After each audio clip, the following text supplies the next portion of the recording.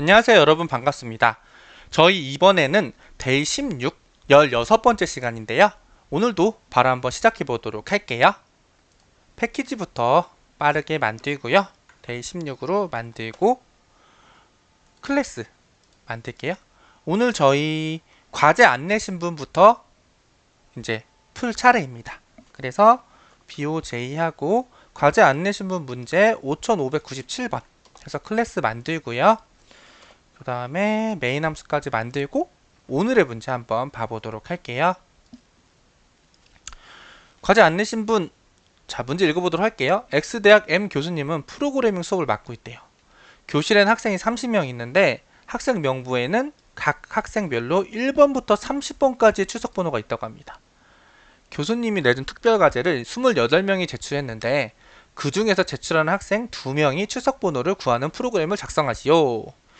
입력은 총 28줄로 각 제출자의 출석 번호가 한 줄씩 주어진다고 합니다. 출석 번호의 중복은 없다. 출력은 두 줄이다. 첫 번째 줄에는 제출하지 않은 학생의 출석 번호 중 가장 작은 것을 출력하고 두 번째 줄에는 그 다음 출석 번호를 출력한다라고 되어 있어요. 요렇게 예제가 이제 출석한 애들이 쭉 차례대로 번호들이 나오면은 이렇게 출석 안 한 애가 낮은 숫자부터 차례대로 나오면 되겠죠. 단 출석한 이 번호가 순서대로 나오진 않아요. 그걸 저희가 염두에 놔야겠죠. 오름차순으로 나오진 않죠 보니까. 그래서 이 문제도 저는 이렇게 봤을 때는 그냥 30짜리 배열을 만들어 가지고 그거를 그냥 인덱스로 해가지고 풀면 되지 않을까 이런 생각을 해봤습니다. 그럼 한번 바로 해보도록 할게요. A라는 배열을 만드는데 30까지 넣어야 되니까 31까지 일단 만들어 놓고 그 다음에 스캐너 일단 만들게요.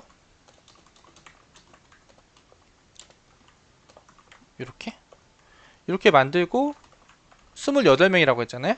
28개의 반복문을 돌리겠습니다. 이렇게. 그리고 출석 넘버라고 할게요. 여기서는 이렇게 해서 받았습니다. 받고 나서 요 넘버를 요 A 있잖아요. 이 넘버 자체를 그냥 이렇게 해서 이렇게 할게요. 이렇게 하면 처음에 이거를 배열을 초기화하면은 여기 있는 값들을 0으로 초기화가 되잖아요. 그럼 이 값이 들어오면은 요 위치의 값이 1로 변해요. 그럼 어느 A라는 배열에 그 값이 0이 아니라는 뜻은 그 자리에 그 인덱스에 해당하는 애가 출석을 했다는 뜻이 됩니다. 그쵸 여러분?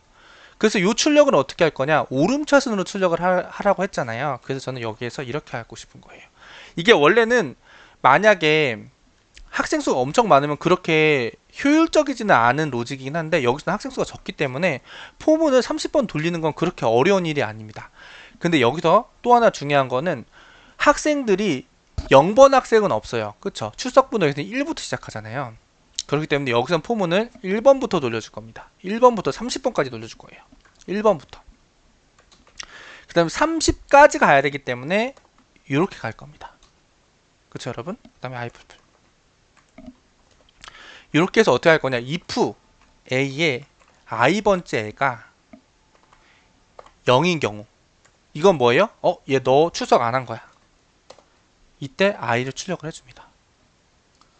이렇게 되면 이 포문이 i가 자연스럽게 오름차순으로 가기 때문에 이렇게 오름차순으로 자연스럽게 출력이 되는 겁니다 여러분. 여기까지 이해되셨나요? 요거 한번 그대로 가져가 볼게요. 하면 2하고 8이 잘 나오는 걸 알 수가 있죠. 그래서 이런 식으로도 풀 수가 있다 라는 거 생각해보면 좋을 것 같습니다. 요거 한번 제출 바로 해보도록 할게요.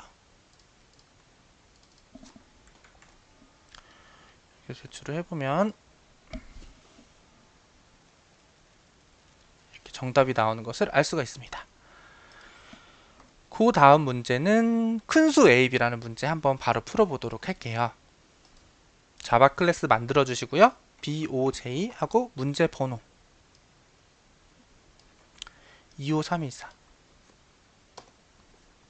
그 다음에 메인 함수까지 만들고요. 자, 아이고 제가 잘못 만들었는데요. 죄송합니다. 큰 수 AB를 만들었는데 그 다음 문제 만들었네요. 그럼 여기서 오른쪽 마우스 클릭하고 여기 딜리트 해가지고 세이브 딜리트로 삭제하겠습니다. 그리고 얘로 다시 만들게요.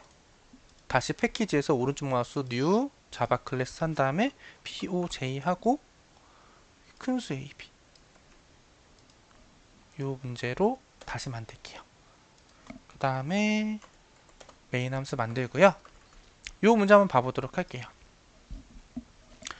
자, 이 문제를 보면은 한번 봐볼게요. 큰 수 A, B 두 정수 A와 B를 입력받은 다음에 그냥 이걸 두 개 더하는 프로그램을 작성하래요.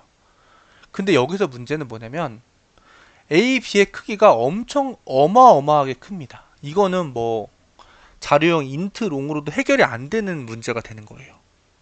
그래서 이걸 어떻게 풀어야 될까 고민을 많이 해요. 근데 이거는 언어마다 좀 다를 수도 있을 것 같아요. 그런데 자바에서는 사실 자바는 좀 이렇게 사용자 편의성? 좀 사용자한테 편한 언어여가지고 이거를 쉽게 할 수 있는 방법이 있습니다. 뭐냐면은 빅 인티저라는 그런 거를 제공을 해주거든요. 그래서 그거를 한번 써서 여기서 저는 해결을 해볼게요. 그래서 오늘 이 문제는 그냥 빅 인티저라는 게 있구나. 그래서 큰 수를 다룰 때는 자바에서는 빅 인티저를 사용해서 할 수 있다. 그 정도를 한번 여러분들 알아가셨으면 좋겠습니다. 그래서 여기서 빅 인티저라는 걸 한번 선언해 볼게요. 여기 빅 인티저라는 게 있죠.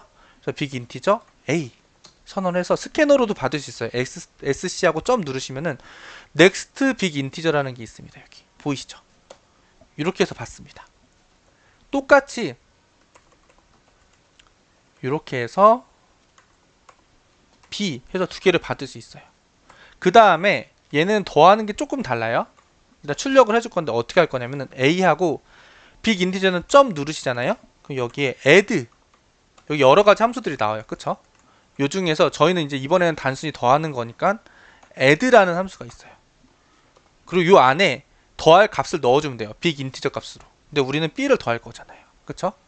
이렇게 하면은 얘네들이 더한 a랑 b를 더한 값을 출력을 해줍니다. 한번 실제로 잘 되는지 볼까요?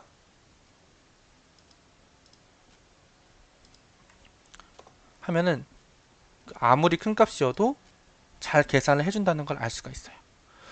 그래서 오늘 이 문제는 여러분 자바에서는 좀 이렇게 인트나 롱으로 표현하기 어려운 엄청 큰 숫자가 나왔을 때는 빅 인티저라는 애를 사용해서도 풀 수 있다. 요거를 좀 여러분들 가져가시면 좋을 것 같습니다. 요것도 한번 그대로 제출을 해볼게요. 이거를 메인으로 해가지고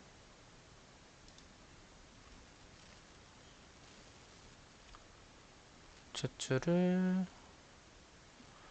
하면 약간 얘가 엄청 큰 수를 가지고 많이 해보다 보니까 테스트셋에서 좀 계산하는데 시간이 좀 걸리는 것 같습니다. 그래도 제 생각에는 무난하게 통과가 되지 않을까 싶고요. 그래서 오늘 여러분 이렇게 제가 두 문제 풀어봤고요. 또 다음 시간에 데이 17에서 더 다음 문제로 또 즐겁게 여러분들과 찾아뵙는 시간 갖도록 하겠습니다. 오늘도 정말 여러분 고생 많으셨습니다. 감사합니다.